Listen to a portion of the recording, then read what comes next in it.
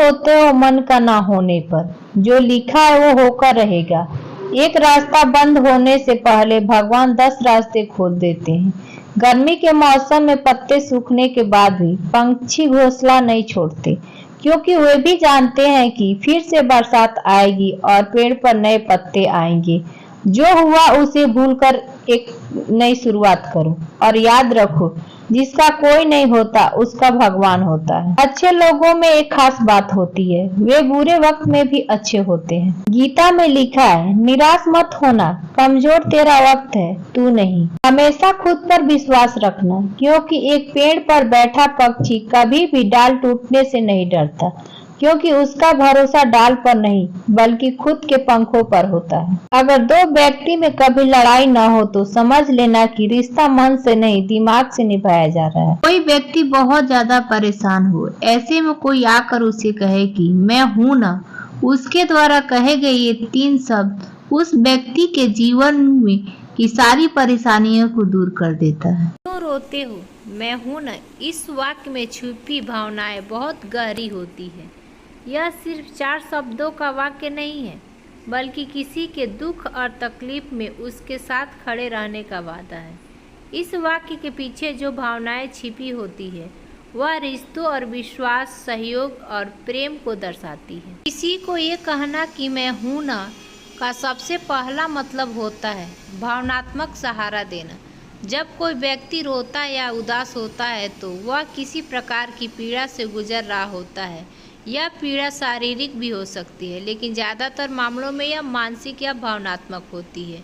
इस स्थिति में व्यक्ति को सबसे ज़्यादा ज़रूरत होती है किसी के सहारे की, किसी के इस विश्वास की कि वह अकेला नहीं है। क्यों रोते हो, मैं हूं ना कहना एक प्रकार से उस व्यक्ति को दिलासा देना होता है कि उसका दुख अकेला नहीं है, कोई भी और है जो उसके भावनाओं को समझ सकता है और उसकी मदद के लिए तैयार है। यह व्यक्ति को भावनात्मक स्थिरता प्रदान करता है, जिससे वह अपने दुख में लड़ने की क्षमता प्राप्त करता है। जब व्यक्ति किसी मुश्किल या तनावपूर्वक स्थिति में होता है तब उसके दिमाग में निगेटिव विचार आने लगते हैं।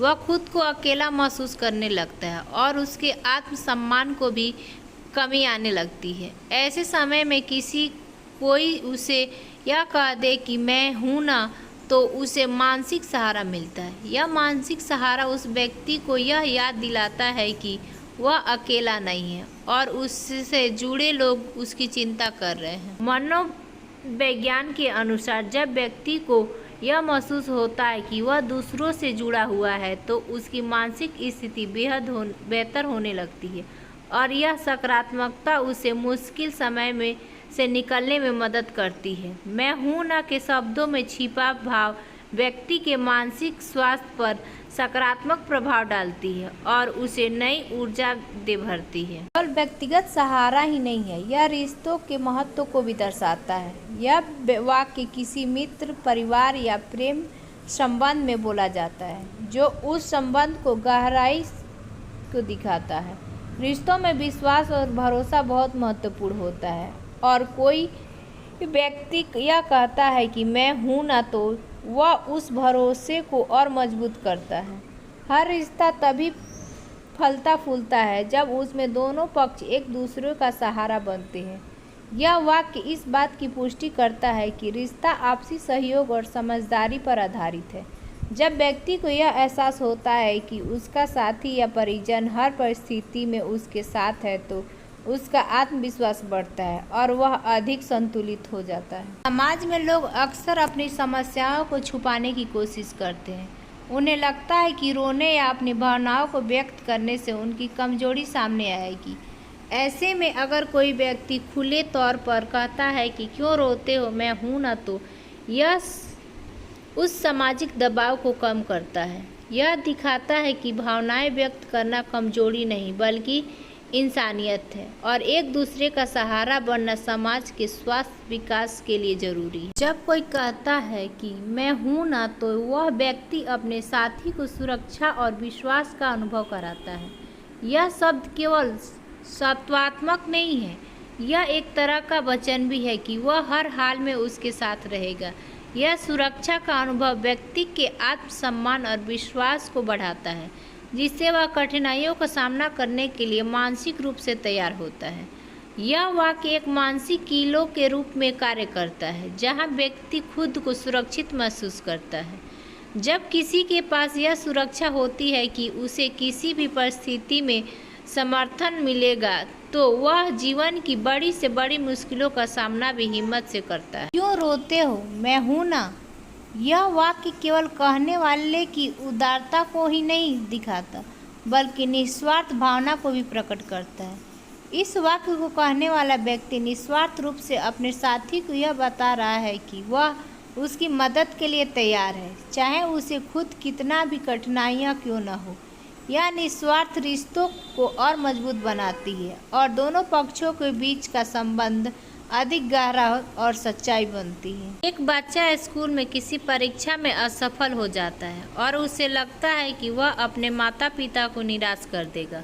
वह रोता है और दुखी होता है। ऐसे समय में अगर कोई करीब उसे यह कहे, क्यों रोते हो, मैं हूं ना, यह साथ मिलकर इस समस्या का हल निकाल लेंगे, तो वह बच्चा तुरंत अच्छा महसूस करेगा। उसे यह एहसास होगा कि असफलता जीवन का अंत नहीं है और उसके साथ कोई और है जो उसे उठाने में मदद करेगा। यह एक प्रेरक शक्ति के रूप में काम करेगा, जिससे वह भविष्य में और बेहतर करने की कोशिश करेगा। यह वाक्य का प्रभाव केवल व्यक्तिगत स्तर पर ही नहीं, बल्कि समाज के विभिन्न क्षेत्रों में भी देखा जा सकता है।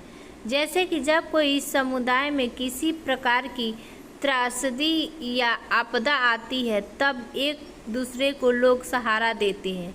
इस वाक्य का अर्थ सिर्फ व्यक्तिगत स्तर पर नहीं, बल्कि सामूहिक सहयोग और समर्थन का भी प्रतीक है।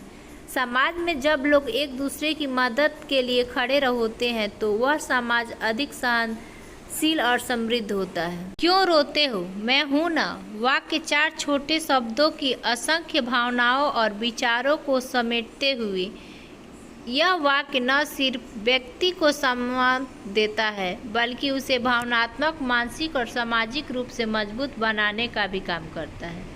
यह प्रेम, दोस्ती, परिवार और समाज के मूल्यों को दर्शाता है और यह सिखाता है कि कठिन समय में किसी का सहारा बनना कितना महत्वपूर्ण होता है।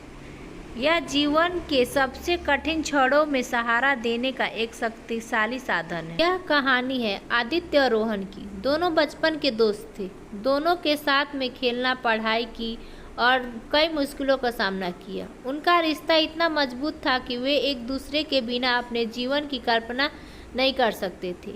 एक बार जब दोनों कॉलेज में थे, तब रोहन के जीवन में एक बहुत बड़ा संकट आया। रोहन एक होशियार और मेहनती छात्र था, लेकिन एक दिन उसका पिता एक गंभीर बीमारी से ग्रस्त हो गए। उनका परिवार आर्थिक संकटों में आ गया। अस्पताल में भारी खर्चों ने उन्हें कमज़ोर कर दिया।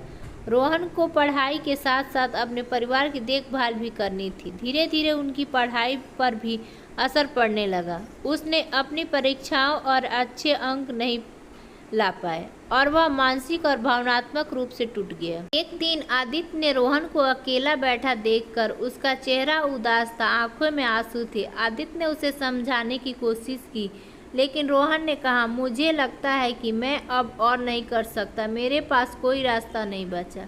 आदित्य ने उसकी आंखों में देखा और बिना कुछ कहे उसके कंधों पर हाथ रखकर फिर उसे धीरे धीरे कहा, क्यों रोते हो, मैं हूँ ना।